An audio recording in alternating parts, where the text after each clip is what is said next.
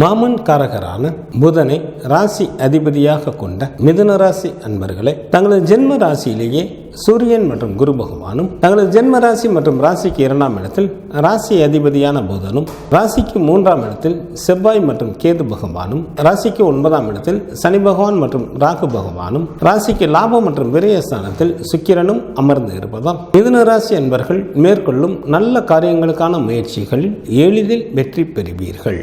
சில மிதுன ராசி அன்பர்களுக்கு மற்றவர்களை அடக்கி ஆளக்கூடிய அதிகாரமும் நிலபுலன்களின் சேர்க்கையும் உண்டாகும். தங்களது நீண்ட நாள் கனவுகள் எளிதில் நிறைவேறும். சில அன்பர்களுக்கு அதிகாரத்துடன் கூடிய பதவிகள் கிடைக்கும். வேலை செய்யும் இடத்திலும் தங்களது பணிகளை தாங்கள் நிம்மதியாக மேற்கொள்வீர்கள். குடும்பத்தில் உற்சாகம் அதிகரித்து காணப்படும். வெகு நாட்களாக திருமணமாகாமல் காத்து கொண்டு இருக்கும் அன்பர்களுக்கு வீட்டில் திருமண பேச்சுக்கள் ஆரம்பம் ஆகும்.